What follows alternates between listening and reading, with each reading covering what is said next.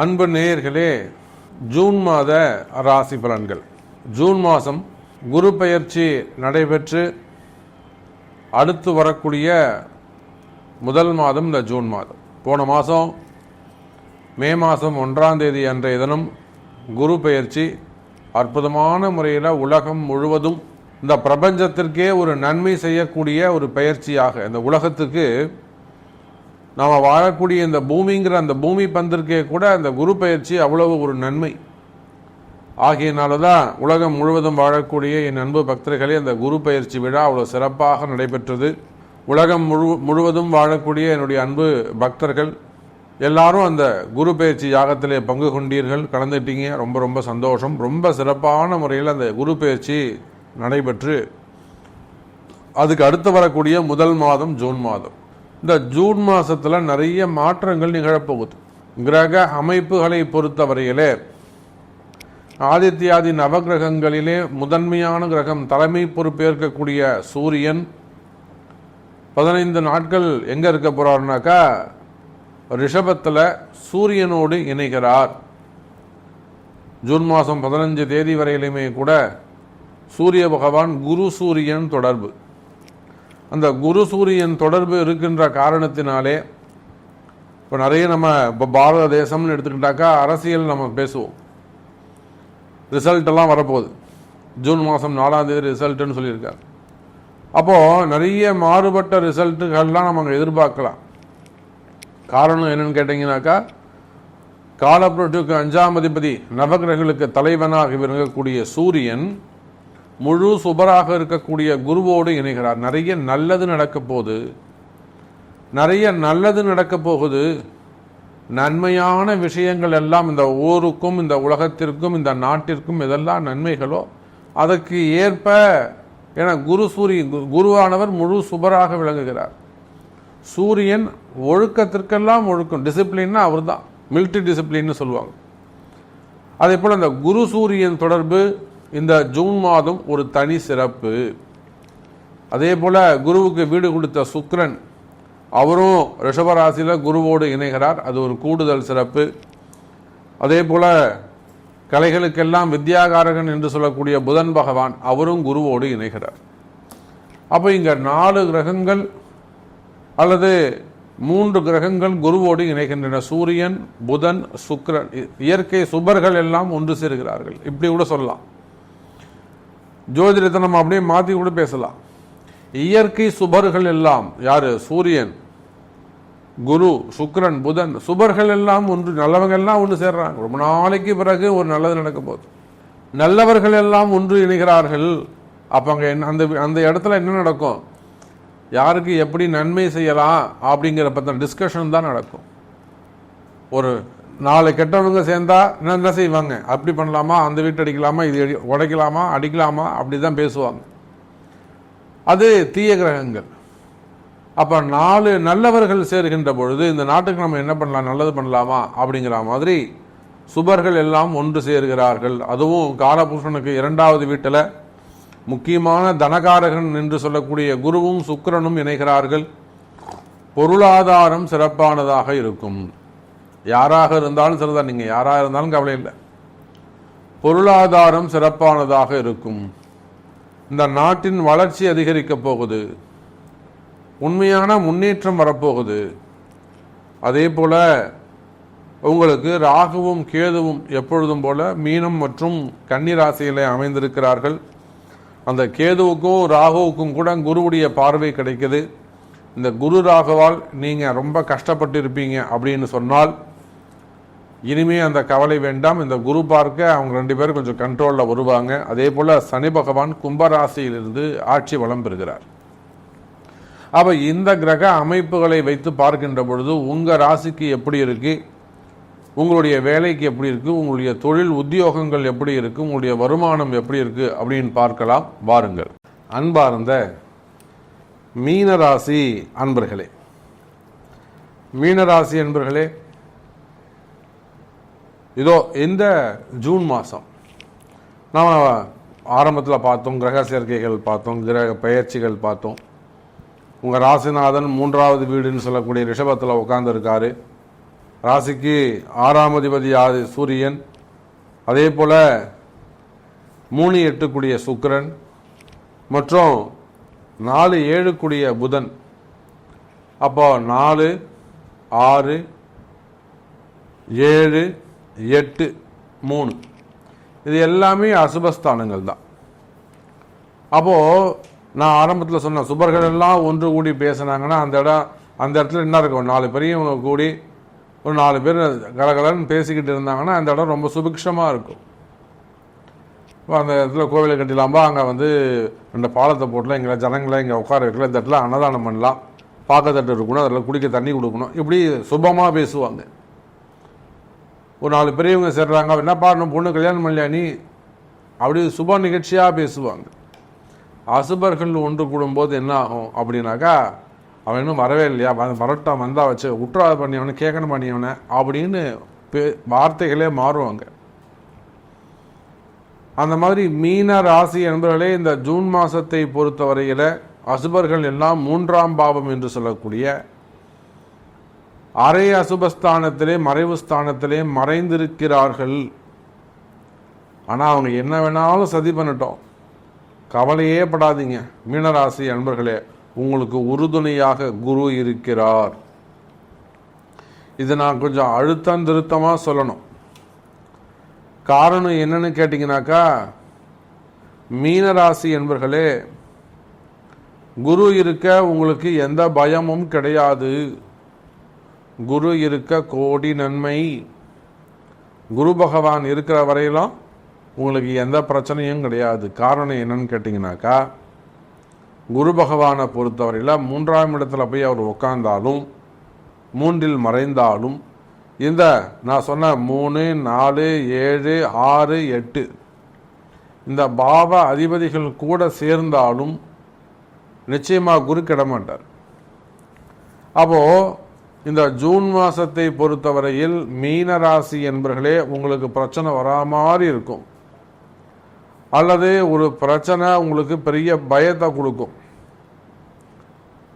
ஒருத்தருக்கு இந்த வேலையை விட்டுட்டு வெளியில் வேறு வேலைக்கு போக வேண்டிய சூழ்நிலை இருக்கலாம், இல்லை இந்த வேலை போயிடுமோங்கிற பயம் இருக்கலாம், இல்லை ஒரு டிரான்ஸ்ஃபர் வந்திருக்கும், அந்த டிரான்ஸ்ஃபருக்கு நம்ம போனால் குடும்பம் என்ன ஆகுறதுன்ற பயம் இருக்கலாம்,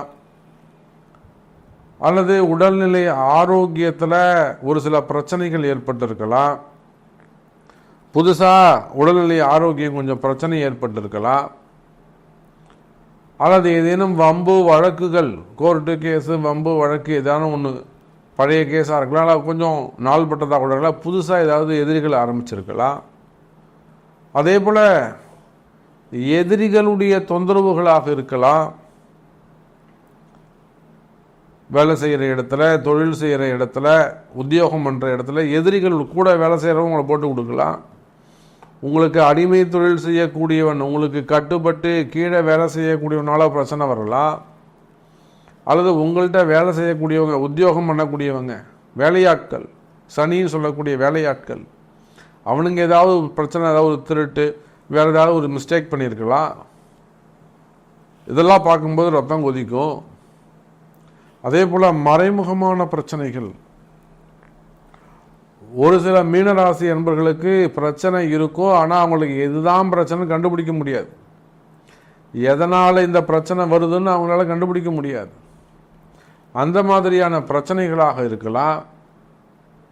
அப்போது 8ஆம் பாவம் வேலை செய்யலாம். மறைமுகமான பிரச்சனைகள், இன்னும் சொல்லப்போனால் மீனராசி என்பர்களை வீட்டுக்குள்ளே வேறு ஏதேனும் விஷ ஜந்துக்கள், ஒரு பாம்பு வருது சாமி, கனவுல ஒரு பாம்பு வருது, வீட்டுக்குள்ளே 2 பாம்பு வந்துடுச்சு, வர்றது தேரைகள், வவ்வாடு, இந்த மாதிரிலாம் தேவையில்லாதெல்லாம் உள்ளே வந்து போகிறது, அபச குணங்கள். அதே போல் மறைமுகமான எதிரிகள், செய்வினை கோளாறுகள், மந்திர மாந்திரீக தோஷங்கள், இப்படி இந்த மாதிரி கிட்டத்தட்ட ஒரு 24-25 சப்ஜெக்ட். இதில் எந்த ஸ்டேஜில் நீங்கள் இருந்தாலும் குறிப்பாக மனசில் பயம் வேண்டாம், தைரியமாக இருங்க, நல்லா சிரிச்சுக்கிட்டு சந்தோஷமாக இருங்க. காலையிலேருந்து கோவிலுக்கு போயிட்டு வாங்க, விளக்கு போடுங்க, போயிட்டு வாங்க, கவலை வேண்டாம். மீன ராசி அன்பர்களே, குரு இருக்க கோடி நன்மை. உங்களை காப்பாத்துறதுக்குன்னு உங்களுக்கு குருநாதர் இருக்கிறார், உங்க குலதெய்வம் இருக்கு. அப்ப இந்த ஜூன் மாசத்தை பொறுத்தவரையில் மீன ராசி அன்பர்களே, குருவால், குருவுடைய கருணையால் தலைக்கு வந்தது தலப்பாவோடு போச்சுங்கிற கதையா எல்லா பிரச்சனைக்கும் நல்ல தீர்வு கிடைக்கும். இந்த பிரச்சனை என்ன ஆயிடுமோ, கடன்காரன் வந்துடுவானோ, கடன் கேட்டுருவானோ, எதுக்குமே பயப்படாதீங்க. நிம்மதியாக உங்கள் வேலையை பாருங்க. கடன் சுமைகள், கடன் பிரச்சனைகள் குறையும். நிம்மதியான வாழ்க்கை பெருகும்.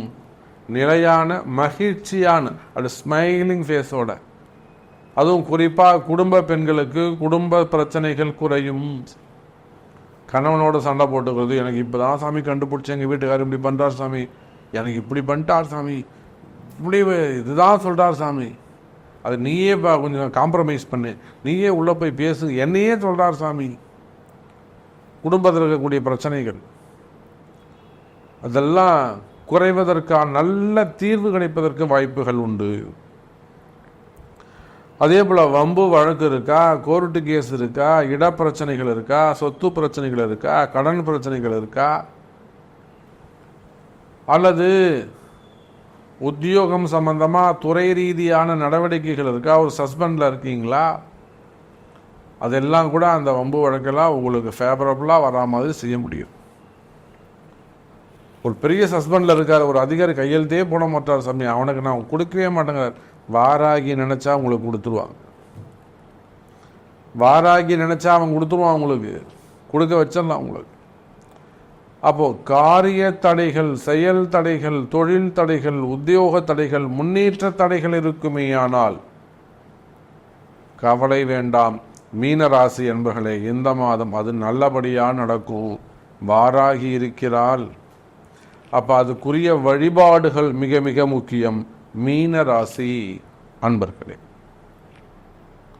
சரி, வருமானம் எப்படி இருக்கும், தொழில் அமைப்புகள் எப்படி இருக்கும்? வருமானத்தை பொறுத்தவரையிலே, தொழில் அமைப்புகளை பொறுத்தவரையில் மீன ராசி அன்பர்களே, தொழில் சிறப்பானதாக இருக்கும். 10ஆம் பாவம் என்று சொல்லக்கூடிய சனி பகவானுக்கு லாபஸ்தானமாக போயிடுது. உங்களுக்கு 10வது வீடு தனுசு ராசி.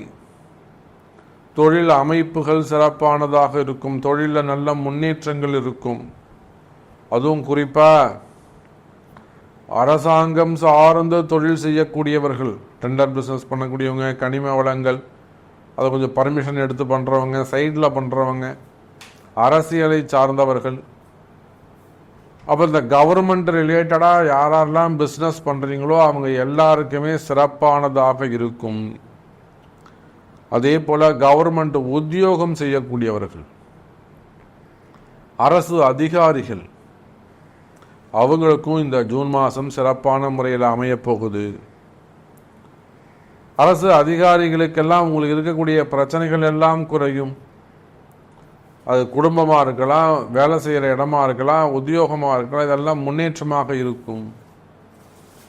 அதே போல் அரசு அதிகாரிகளுக்கு நல்ல முன்னேற்றங்கள் வரப்போகுது. அரசாங்கத்தாலே நல்ல அனுகூலங்கள் ஏற்பட போகிறது. எனதருமை மீனராசி நேயர்களே, அதே போலத்தான் உத்தியோகம் சிறப்பானதாக இருக்கும். உத்தியோகத்தில் நல்ல முன்னேற்றம் இருக்கும். உத்தியோகம் செய்யக்கூடிய இடங்கள்ல, அது உள்நாடாக இருந்தாலும் வெளிநாடாக இருந்தாலும், வேலை செய்கிற இடத்துல வரக்கூடிய பிரச்சனைகள், ஏற்படக்கூடிய பிரச்சனைகள், எனக்கு மனசே இல்லை சாமி, எனக்கு மைண்டே அங்கே உட்கார மாட்டேங்குது, எனக்கு வேலைக்கு போகவே பிடிக்கல, இந்த மாதிரியான கால சூழ்நிலைகள் மாறும், காட்சிகள் மாறும், நன்மைகள் நடக்கும். மீனராசி அன்பர்களே, விவசாயம் சிறப்பானதாக இருக்கும். விவசாயிகளுக்கு நன்மைகள் நடக்கும். விளைபொருட்களுக்கு நல்ல விலை நிர்ணயம் ஆகும். அதே போல சினிமா துறையை சார்ந்தவர்கள், மீடியா துறையை சார்ந்தவர்கள், சினிமா துறையை பொறுத்தவரையிலும் எனதருமை மீன ராசி அன்பர்களே, இனிமேதான் உங்களுக்கு லைஃபே ஆரம்பம். இப்போ இதுக்கு முன்னாடி ஒரு லைஃப் இருந்திருக்கும். சின்ன சின்ன ட்ரபுள்ஸ் இருந்திருக்கும், சின்ன சின்ன பிரச்சனைகள் இருந்திருக்கும். அதெல்லாம் கடந்து நடந்து முடிஞ்சிடுச்சு. இப்போ இனி வரக்கூடிய காலங்கள் எல்லாம் நன்மைக்கான காலங்கள்.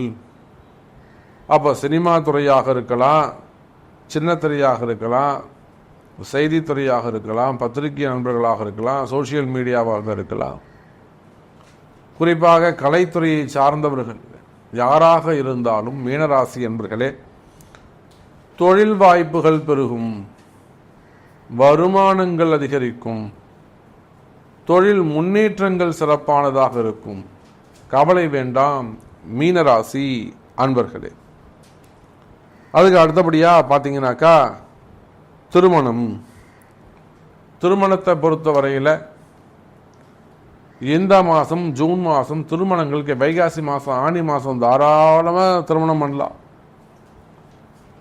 அப்போ திருமண தடைகள் இருக்கா? முதல் திருமணம், இரண்டாவது திருமணம், தடைப்பட்ட திருமணம், தள்ளி போன திருமணம், 35 வயசாக சாமி இன்னும் கல்யாணம் ஆகல, 38 வயசாகுது, 40 வயசாக சாமி பொண்ணுக்கு இன்னும் மாப்பிள்ளை கிடைக்கல.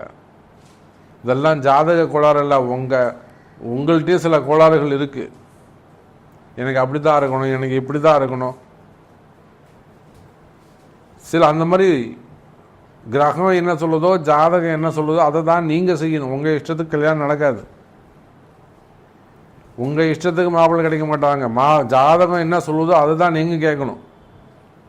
அப்போ அந்த மாதிரி வயோதிக திருமணங்கள், தடைப்பட்ட திருமண தடைகள் இருக்குமே, ஆனால் அந்த திருமண தடைகள் எல்லாம் விலகும்.